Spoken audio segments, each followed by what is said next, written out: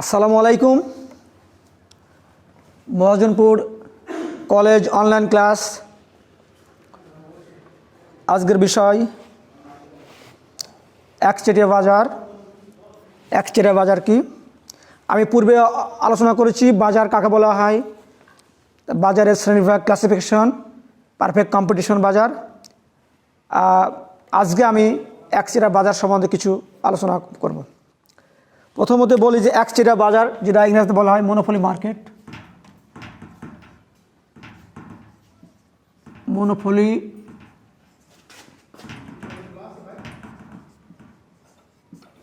Market. Monopoly মার্কেটের বাংলা অর্থ হয়েছে একচেটিয়া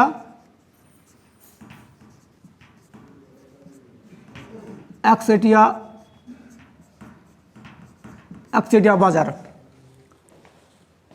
একচেটিয়া বাজার কি আমরা প্রথমত একটু আলোচনা করি, সংজ্ঞা দেব। আমরা জানি যে অপূর্ণ প্রতিযোগিতামূলক বাজারের একটি বিশেষ রূপ হলো একচেটিয়া বাজার। ইংরেজিতে একে বলা হয় মনোপলি মার্কেট। মনো শব্দের অর্থ হচ্ছে এক। মনো শব্দের অর্থ এমও মনো অর্থ এক বা একক, আর পলি অর্থ বিক্রেতা। যে বাজারে একজন একক বিক্রেতা থাকে সেটাকে বলা হয় মনোপলি মার্কেট। যে বাজারে একজন বিক্রেতা একটি অবিকল্প পণ্য উৎপাদনে বিক্রয় করে তাকে বলা হয় একচেটিয়া বাজার। Monopoly is said to exist when one firm is sole producer of the seller of the product which has no close substitute. আমরা ইংরেজি লিখতে পারি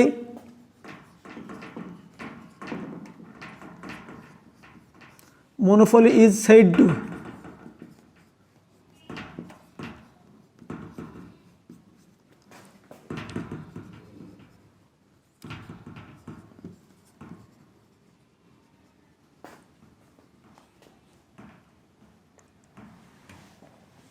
one firm is the sole producer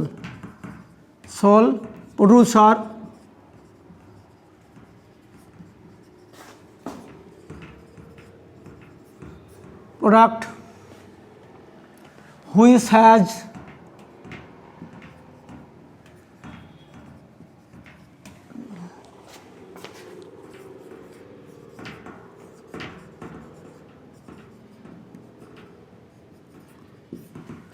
যে বাজারে একজন বিক্রেতা একটি অবিকল্প পণ্য বিক্রেতা উৎপাদন করে থাকে সেটাকে বলা হয় একচেটিয়া বাজার। এই বাজারে একজন বিক্রেতা সমস্ত উৎপাদিত পণ্য যোগান তার উপর নির্ভর করে। বিক্রেতার একটি ফার্ম উক্ত পণ্যের শিল্প হিসাবে বিবেচিত হয়।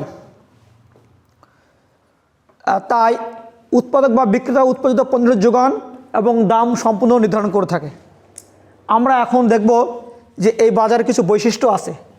যেমন মনে করি যে এক বিক্রেতার বাজার। এক বিক্রেতার বাজার, যে বাজারে একজন থাকবে বিক্রেতা, ক্রেতার সংখ্যা অনেক, সেটাকে আমরা বলি একচেটিয়া বাজার। এবং এক বিক্রেতার বাজার, এটা হচ্ছে একচেটিয়া বাজার একটা বিশেষ বৈশিষ্ট্য। 2 নম্বর অর্থ হচ্ছে স্বতন্ত্র বৈশিষ্ট্য একক পণ্য উৎপাদন। স্বতন্ত্র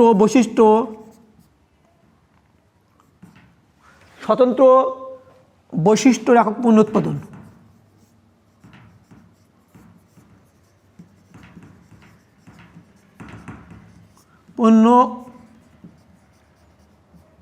উৎপাদন। তারপর হচ্ছে নিকট পরিবর্তক পণ্যর অনুপস্থিতি। নিকট পরিবর্তক পণ্যর অনুপস্থিতি।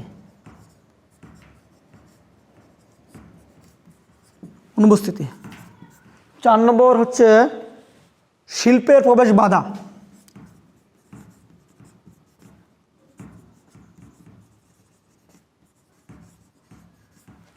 5 নম্বর হচ্ছে যোগান ও দাম নিয়ন্ত্রণ।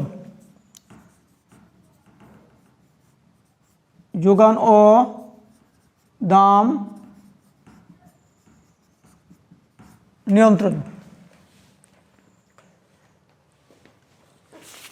তারপরে ফার্ম ও শিল্পের অস্তিত্ব।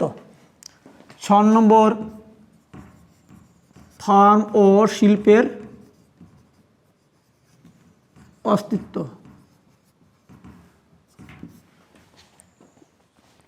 চাহিদা রেখা।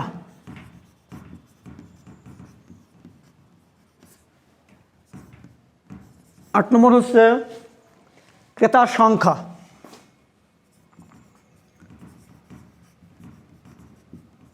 ক্রেতার সংখ্যা, মুনাফা, বিজ্ঞাপন অপ্রয়োজনীয়।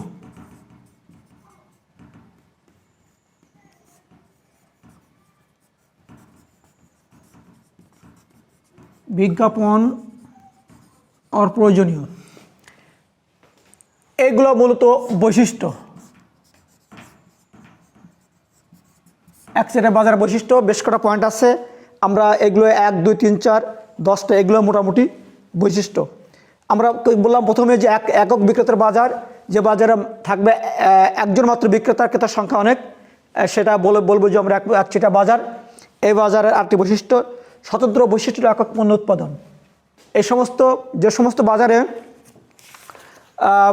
একচেটিয়া কারবার এমন একটা পণ্য উৎপাদনে বিক্রয় করে যাদের অন্যান্য পণ্য থেকে সম্পূর্ণ আলাদা, নিকট পরিবর্তক পণ্যর অনুপস্থিতি। একচেটিয়া বাজারে একচেটিয়া কারবার যে সমস্ত পণ্য উৎপাদনে বিক্রয় করে তার বিকল্প অন্য কোনো পণ্য থাকবে না। শিল্পে প্রবেশ বাধা, এই বাজারে অন্য নতুন কোনো শিল্প এই বাজারে প্রবেশ করতে পারে না।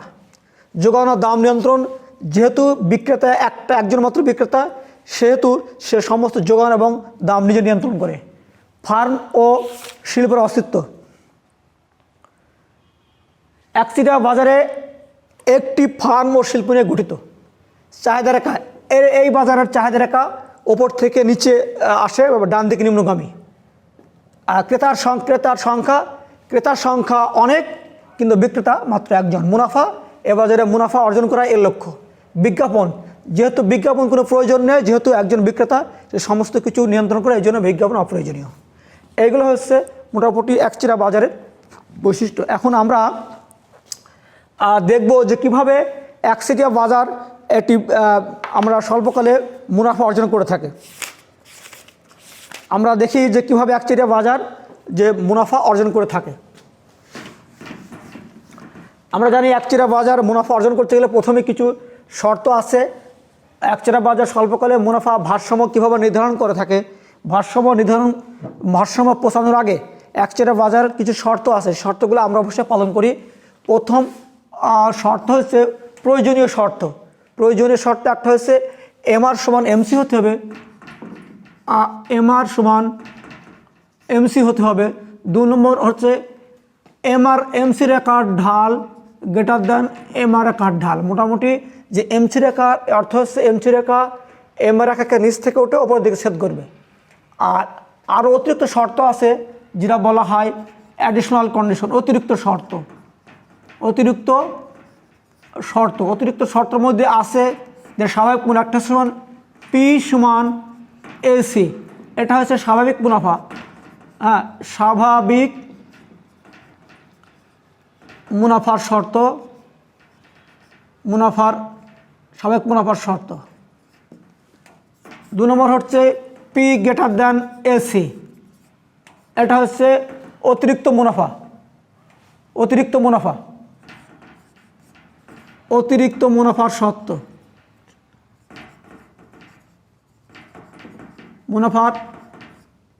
শর্ত,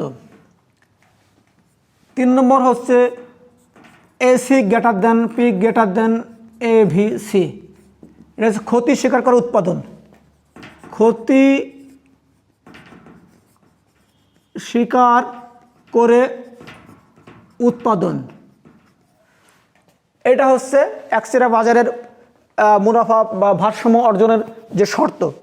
তাহলে আমরা প্রথমে সব ক্ষেত্রে লাগবে MR = MC হতে হবে, দ্বিতীয়ত এমসি রেখার ঢাল এমআর রেখা তো এমসি রেখার নিচ থেকে উঠে এমআর রেখাকে ছেদ করবে। আর আরেকটা হচ্ছে পি সমান এসি। এই শর্ত দুটো সব ক্ষেত্রে লাগবে, আর এটির ক্ষেত্রে এটা লাগবে। প্রতি ক্ষেত্রে এই দুটো শর্ত লাগবে, তারপরের ক্ষেত্রে দুই নম্বর ইউজ ব্যবহার হবে। 3 নম্বর ক্ষেত্রে এই দুটো সব ক্ষেত্রে লাগবে, 3 নম্বর ক্ষেত্রে এটা হবে। এখন আমরা বলি যে স্বাভাবিক মুনাফা কিভাবে অর্জন করে থাকে একচেটিয়া কারবারি। যদি মনে করি যে প্রথম স্বাভাবিক মুনাফার শর্ত আমরা যদি মনে করি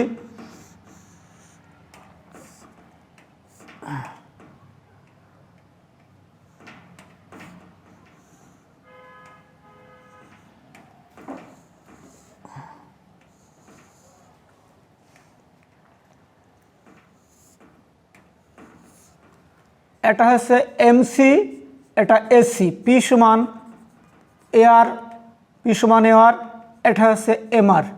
আমরা এখানে দেব উৎপাদন 20, এখানে 10, এখানে মূল বিন্দু পি আর সি।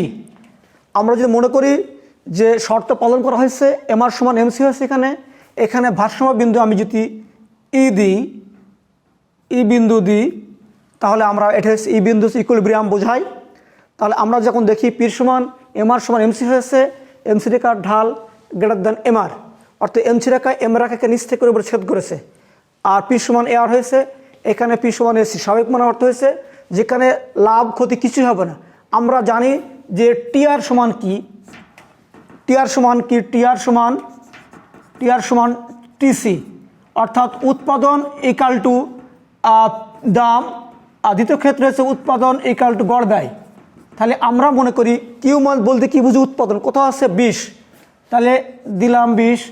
এবার পি মানে কত, প্রাইস 10 আছে, ইকাল টু তাহলে 10 × 200 হয়। আর এখানে ক্ষেত্রে কিউ মান উৎপাদন 20, আর যেহেতু আমার এসি আছে, এসি দেখা হচ্ছে 10, তাহলে 10 × 200। তাহলে আমরা যদি পাই সমান কি বুঝি, পাই সমান টিআর সমান টিসি ইকাল টু 0। তাহলে আমরা স্বাভাবিক মুনাফা যখন অর্জন করবো, যেখানে লাভ হবে না লস হবে না, লস লাভ সমান ইকাল টু 0 হয়ে যায়। এটা হচ্ছে স্বাভাবিক মুনাফার শর্ত। দ্বিতীয় ক্ষেত্রে যদি আমি মনে করি যে পি গ্রেটার দেন এসি, অতিরিক্ত মুনাফা কীভাবে আমরা সেটা দেখতে পাই। আমরা একটু মুছে নিয়ে পাশে, আমরা যদি দ্বিতীয় শর্তটা পালন করি, তাহলে আমরা দেখি এটার চিত্রটা কেমন হবে।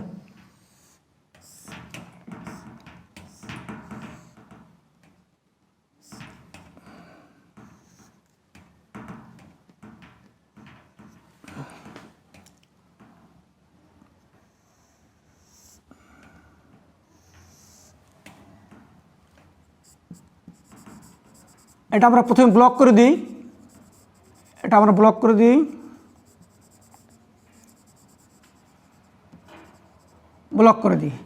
আমরা প্রথমে কি বলি যে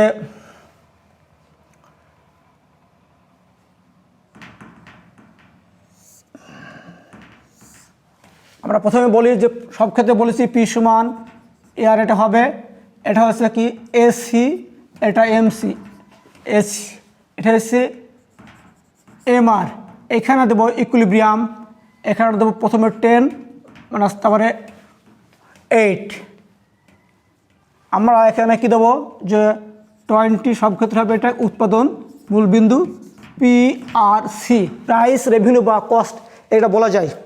আমরা প্রথমে দেখি টিআর সমান টিসি, টিআর বলতে ফর্মুলা কিউ সমান পি, আর এখানে কিউ গুণ এসি। তাহলে এখানে কিউ বলতে কি বুঝি, কিউর মান কত হচ্ছে, উৎপাদন 20 বা 20, পিতে কত হয়েছে, আমার 10, তাহলে 10 × 200 হয়। আর এখানে কিউ মানে 20, আর এসি বলতে কি বুঝি 8, তাহলে 8 দুগুণে 160। তাহলে এটা হচ্ছে কি আমার মাইনাস যোগ বিয়োগ করলে কি বুঝি, আমি পাই সমান কি বুঝি, TR minus TC equal to কি বোঝা হয় 40।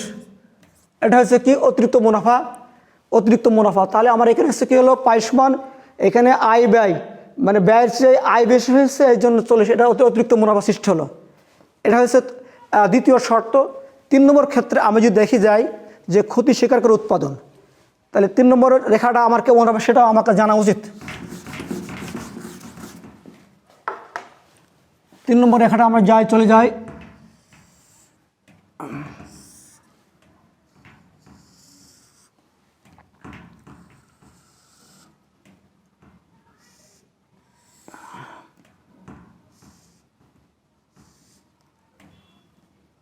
আপনার চলে যায়, এটা হচ্ছে এসি রেখা, তারপরে হচ্ছে এটা হচ্ছে এভিসি রেখা, আর এটা হচ্ছে কি এমসি রেখা, এমসি, এসি, আর এটা হচ্ছে এভিসি, এভিসি রেখা। আমরা এটা ব্লক করি, এটা ব্লক করে দিই, এটা ব্লক করে দিলে আমরা ভালো বুঝতে পারবো। তাহলে আমরা কী দেবো মান, প্রথমে আমরা কী দেবো, কী হিসাবে করতে পারি, প্রথমে আমরা বলতে পারি যে এটা হচ্ছে 10, এটা হচ্ছে 12, এটা হচ্ছে 8, 20 কিউ উৎপাদন পি আর সি। আমরা দেখি কী দেবো, আমরা টিআর সমান টি দিই, টিআর সমান টিসি। তাহলে টিআর দেবো কিউ গুণ পি আর কিউ গুণ এসি। কিউ গুণ পি, কিউর মান কত হয়েছে, কিউর মান কত হয়েছে, আমরা সবসময় কিউর মান মনে করি 20। এখানে পির মান কোথাও পি, এখানে আমার এখানে আর একটু যাবে, আর রেখা সৃষ্টি হবে আরেকটা এখানে হচ্ছে পি সমান এ আর, এখানে দেবো এম আর, এখানে দেবো ইকুইলিব্রিয়াম ই, এখানে দেবো। তাহলে কিউর মান কত হয়েছে, এসি মান কত হয়েছে, এসি মান আমরা কী দেবো, এসির মান হচ্ছে আমরা দেবো 12। তাহলে 20 মাইনাস 12, তাহলে 20 গুণ কত দেবো, এখানে পিয়ের মান কত হচ্ছে আমার এখানে 8, পিয়ের মান হচ্ছে আমার 10, পিয়ের মান হবে 10 এখানে। তাহলে কত হলো যে 200 আর এখানে 240, মাইনাস প্লাস করলে হয় -40, এটা -40, পাই সমান কী লিখব, টিআর মাইনাস টিসি। উৎপাদন করলে এই পরিমাণ ক্ষতি, আর উৎপাদন না করলে আমরা কি বলি যে টিভিসি, টিভিসি আমরা উৎপাদন না করলে কী বলবো, টিভিসি আর টিসি। তাহলে কিউ গুণ এভিসি আর সমান কিউ গুণ এসি। তাহলে আমরা কি বলতে পারি যে 20 মাইনাস 8 আর 20 minus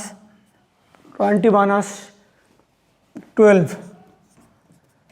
160 equal to 240 equal to -80, minus হচ্ছে 80। এখানে কী লিখব, পাই সমান টিআর মাইনাস টিসি। তাহলে উৎপাদন করলে আমার এই পরিমাণ ক্ষতি, আর উৎপাদন না করলে এই পরিমাণ ক্ষতি। তাহলে আমরা ক্ষতি স্বীকার করে উৎপাদন, ক্ষতি স্বীকার করলে উৎপাদনের ক্ষেত্রে আমার রেখাটা ঠিক এমন আসবে। তারপরে যদি উৎপাদন করি ক্ষতির সংখ্যা কম হবে, আর উৎপাদন না করলে আমাদের ক্ষতির সংখ্যা বেশি হবে।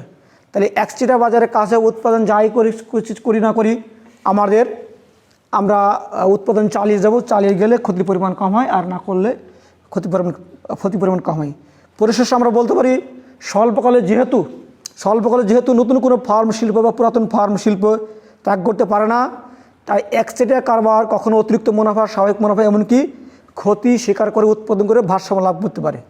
কিন্তু দীর্ঘকালে শুধুমাত্র অতিরিক্ত মুনাফা নিয়ে ভারসাম্য লাভ করে, এটা হচ্ছে একচেটিয়া কারবারের অস্তিত্ব।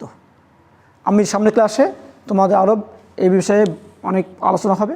সবাইকে ধন্যবাদ।